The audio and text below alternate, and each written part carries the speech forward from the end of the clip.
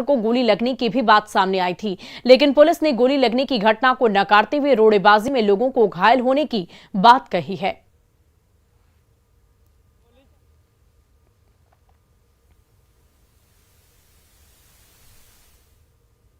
अनिल कुमार यादव को अरेस्ट किया गया है और छात्रावास से 2 लड़कों को अरेस्ट किया गया है। बाकी इन्वेस्टिगेशन में जो लोग अभियुक्त पाए जाएंगे फिर उनके खिलाफ कार्रवाई की जाएगी और उनके लाइसेंस को भी निरस्त करने के लिए कार्रवाई की जा रही है। हाँ, छेड़खानी से शुरुआत हुआ था और वहाँ के लोकल्स का ये भी कहना है कि छात्रावास से लोग आते हैं और हमारी दुकानों से सामान ले लेते हैं, पैसा नहीं देते हैं वापस। तो ये शिकायत भी आई है, तो लोकल्स भी वहाँ गुस्सा थे तो वो इन्वॉल्व हो गए उसमें। बाकी वहाँ छात्र हैं वो एजिटेट हो गए, आपस में मारपीट हुआ, तो हवाई फायरिंग हुई थी। गोली लगने की किसी की वो बात सामने नहीं आई है, पत्थर से ही। और इसी बीच वैशाली से आपको बड़ी खबर बता दें, जहां हाजीपुर में बीच सड़क फायरिंग कर दहशत फैलाने वाले संदिग्ध का वीडियो सामने आ गया है। बाइक सवार अपराधियों ने फायरिंग की थी। मरई रोड पर गोलीबारी कर घटना को अंजाम दिया गया, दहशत फैलाने की कोशिश की गई और ये सभी अपराधी पासवान चौक की तरफ निकले। अपराधी घटना के 22 घंटे बाद भी पुलिस के हाथ खाली हैं। तो ये बड़ी खबर आपको वैशाली से बता रहे हैं, जहां बाइक सवार बदमाशों ने जो फायरिंग की थी उस घटना का वीडियो अब सामने आ गया है। रविवार की रात को ये फायरिंग की गई थी और दहशत फैलाने की कोशिश की गई। मरई रोड पर यह पूरी दहशत फैलाने की कोशिश अपराधियों की तरफ से की गई। और इसी बीच बेगूसराय से आपको बड़ी खबर बता दें, जहां नर्सिंग होम में भीषण चोरी की वारदात सीसीटीवी कैमरे में कैद हो गई है। लेजर मशीन चोर लेकर चले गए। अस्पताल के अन्य उपकरण की भी चोरी की गई।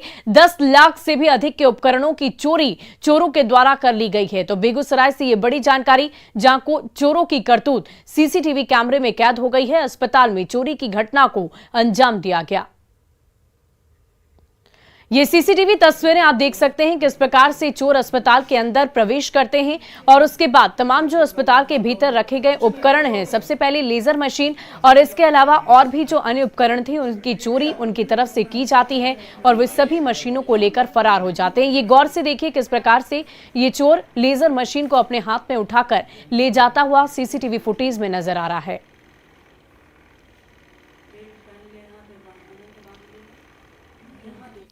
और केंद्रीय गृह मंत्री अमित शाह के बिहार दौरे को लेकर सीमांचल में बीजेपी ने पूरी मुकम्मल तैयारी की है। बीजेपी के नेता सीमांचल के अलग अलग इलाकों में अभियान चला रहे हैं ताकि सभा में भारी भीड़ पहुंची। प्रदेश अध्यक्ष संजय जायसवाल और गृह राज्य मंत्री नित्यानंद राय पूर्णिया और आसपास के जिलों में कैंप कर रहे हैं। अमित शाह के दौरे को लेकर पूर्णिया के इंदिरा गांधी स्टेडियम में चल रही तैयारियों का जायजा लिया हमारे सहयोगी शैलेंद्र ने। सितंबर को केंद्रीय गृह मंत्री अमित शाह पूर्णिया के इसी रंगभूमि मैदान में सभा को संबोधित करेंगे। बीजेपी ने पूरी ताकत लगा दी है सीमांचल में। अमित शाह के इस कार्यक्रम को सफल करने के लिए दावा किया जा रहा है कि हजारों लोग इस कार्यक्रम में शामिल होंगे। पूरे प्रदेश के जितने नेता हैं सब लोग को जिम्मेवारी दे दी गई है। तमाम जो बड़े चेहरे हैं प्रदेश के वो लगातार पूर्णिया और अन्य जगहों पर सीमांचल में कैंप भी कर रहे हैं।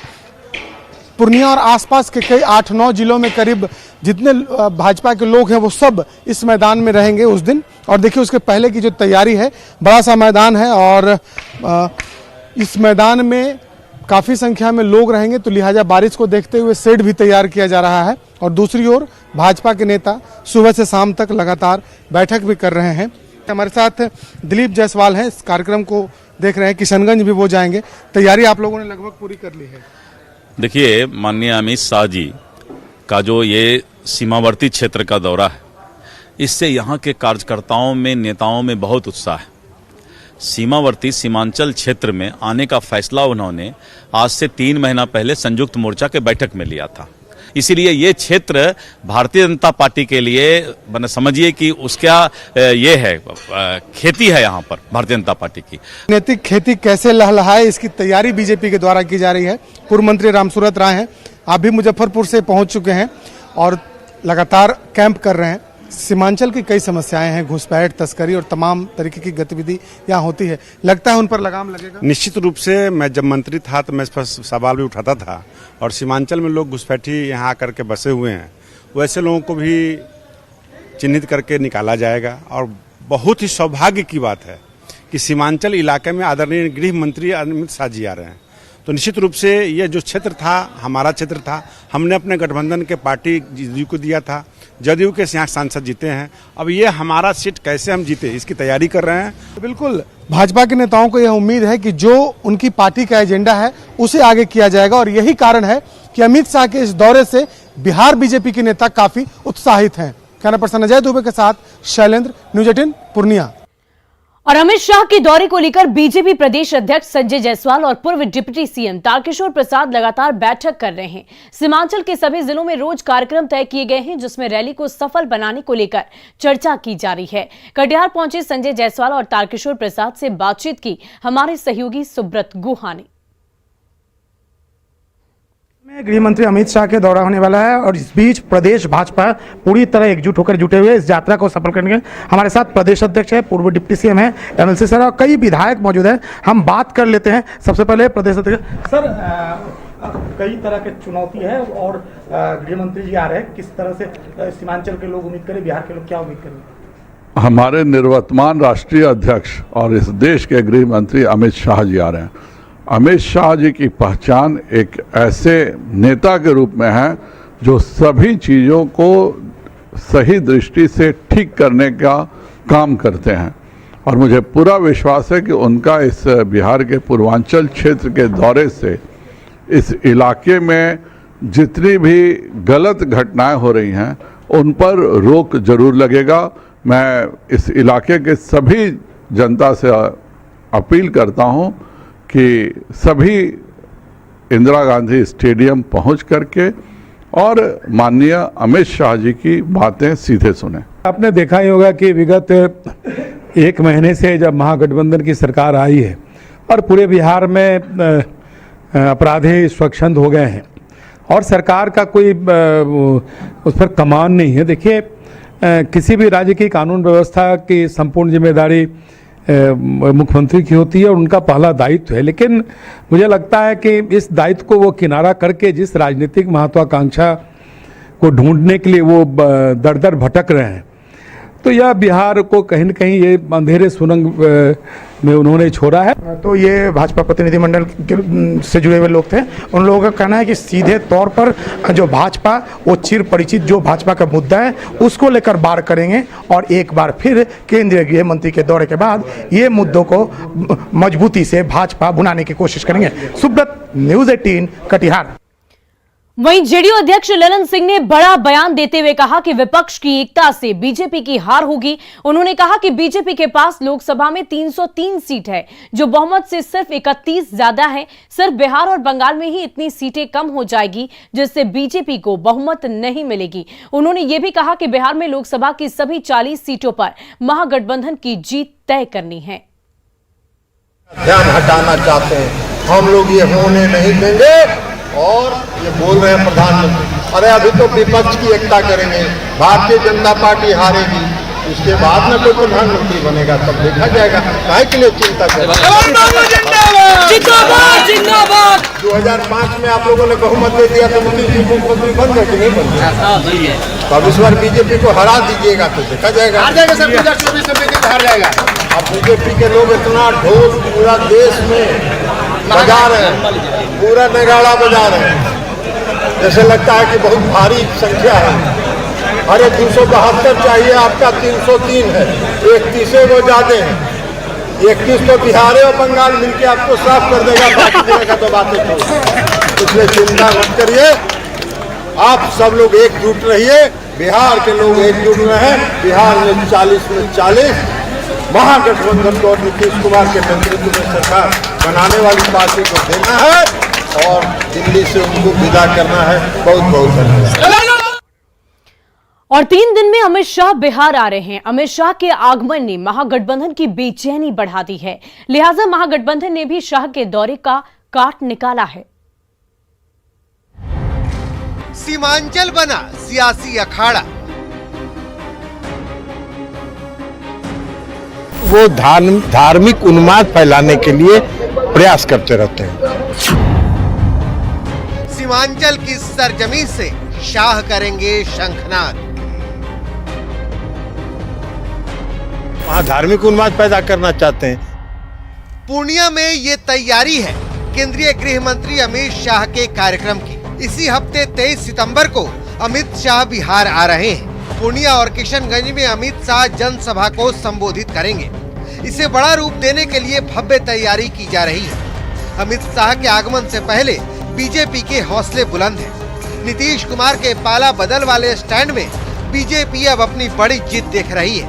यह इलाका भारतीय जनता पार्टी का इलाका है। दयावश हम सीटें देते रहे हैं और हमारे दया के कारण उनके सांसद बन गए हैं, तो इस बार उनको भी पता चल जाएगा। हम तो 36 सीट पर कम से कम जीतेंगे, लेकिन जदयू का खाता बिहार में खुलेगा कि नहीं, इसमें भी उनकी शंका है। बिहार में सरकार बदलने के बाद पहली बार अमित शाह बिहार आ रहे हैं। जाहिर है महागठबंधन की बेचैनी बढ़ी हुई है। इतनी बड़ी रैली को देखते हुए अब महागठबंधन ने भी सीमांचल में सद्भावना रैली करने का फॉर्मूला निकाला है। और 23 तारीख के बाद पूर्णिया कटिहार में महागठबंधन का संयुक्त रैली के लिए सांप्रदायिक सद्भाव रैली आयोजित करिए। दरअसल 2019 के लोकसभा चुनाव में मोदी की जबरदस्त लहर के बावजूद किशनगंज लोकसभा सीट पर कांग्रेस ने कब्जा जमाया था। पूरे बिहार में महागठबंधन की एकमात्र जीती हुई लोकसभा सीट किशनगंज ही थी, लेकिन अब समीकरण बदल चुका है। ऐसे में अमित शाह का सीमांचल दौरा सियासी लिहाज से बेहद अहम है। पूर्णिया से न्यूज 18 के लिए कुमार प्रवीण की रिपोर्ट। और देखिए, प्रधानमंत्री नरेंद्र मोदी के जन्मदिवस पर बीजेपी सेवा पखवाड़ा मना रही है। बीजेपी चिकित्सा प्रकोष्ठ ने राजधानी पटना में विभिन्न जगहों पर मेडिकल कैंप का आयोजन किया है। बीजेपी की तरफ से आयोजित कैंप का लोग लाभ भी उठा रहे हैं और अधिक जानकारी दे रहे हैं हमारे सहयोगी अमित कुमार। प्रधानमंत्री नरेंद्र मोदी के जन्मोत्सव के उपलक्ष्य में भारतीय जनता पार्टी जो है वो सेवा सप्ताह मना रही है और इसके तहत देख सकते हैं पटना में भी जगह जगह पे स्वास्थ्य शिविर लगा करके लोगों का स्वास्थ्य जांच किया जा रहा है और ये सेवा जो है वो सेवा पखवाड़े के तौर पे किया जा रहा है। मुफ्त में लोगों की स्वास्थ्य की जांच की जा रही है। पटना के जो जाने माने डॉक्टर हैं, डॉक्टर मनोज, जो भाजपा चिकित्सा प्रकोष्ठ के अध्यक्ष भी हैं, वो खुद भी यहाँ पे जांच जो है लोगों की कर रहे हैं। तो बात भी करते हैं। सबसे पहले हम यहाँ जो जांच करवा रहे हैं उनसे बात करते हैं। सर ये बताइएगा, क्या नाम हुआ आपका? पंकज पांडे। पंकज जी, जो सेवा पखवाड़ा चलाया जा रहा है और इसमें जो लाभ मिल रहा है पटना वासियों को, आप भी इसका लाभ उठा रहे हैं, क्या क्या? जी, बहुत लाभ मिल रहा है। अभी तो जो चिकित्सा की टीम काम कर रही है, मुझे जानकारी मिली है कि लगभग हर पार्क के बाहर में ये कार्यक्रम हो रहा है। लोगों को इसके प्रति उत्सुकता भी है और जागरूकता भी है। तो बहुत अच्छा कार्यक्रम चिकित्सा प्रकोष्ठ की तरफ से हो रहा है। मेरी पूरी टीम को बहुत बहुत बधाई दे रहे हैं। मनोज जी, आप चिकित्सा प्रकोष्ठ के अध्यक्ष भी हैं, चिकित्सक भी हैं, लगातार लोगों का इलाज भी करते हैं, लेकिन ये कैसे आया विचार कि लोगों का सेवा पखवाड़ा के तहत जो है वो मुफ्त में सेवा किया जाए? हम लोग रेगुलरली ही ये सब मेडिकल कैंप्स वगैरह किया करते हैं। हेपेटाइटिस बी का, डायबिटीज़ का, हार्ट का, जब भी वो नेशनल इंटरनेशनल डेज होता है तो उसमें करते हैं हम लोग। अभी क्या है, प्रधानमंत्री जी का एक मैसेज है कि समाज के साथ जुड़ना है, तो उसमें हम लोग चिकित्सा क्षेत्र से जो जुड़े लोग हैं तो नेचुरल है कि हम लोग लोगों के बीच जाके चिकित्सा की बातें ही कर सकते हैं। ये सब कैंप्स का मेन जो पर्पस होता है कि अवेयरनेस होता है कि अब लोग को विचार जैसे आते जाते कराए ना कराए, लेकिन ये विचार मन में आता है कि भाई शुगर टेस्ट कराना चाहिए, ब्लड प्रेशर चेक कराना चाहिए। और रैंडमली जब आप स्क्रीनिंग कीजिएगा तो बहुत लोगों का बढ़ावा भी आ जाता है।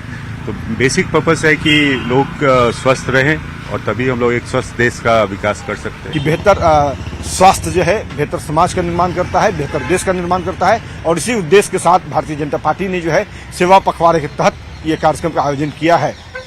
कैमरा पर्सन मनीष जुनेजा के साथ अमित कुमार, न्यूज 18 पटना। और फिलहाल इस बुलेटिन में अभी के लिए बस इतना ही, लेकिन न्यूज 18 बिहार झारखंड पर खबरों का सिलसिला लगातार जारी है।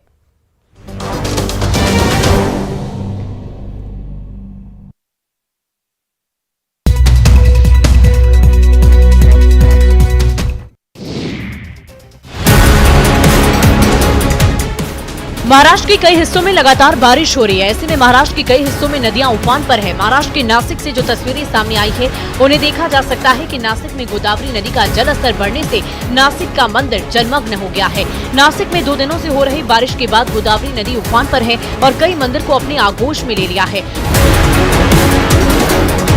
प्रशासन ने गोदावरी नदी के किनारे रहने वाले लोगों को सतर्क कर दिया है।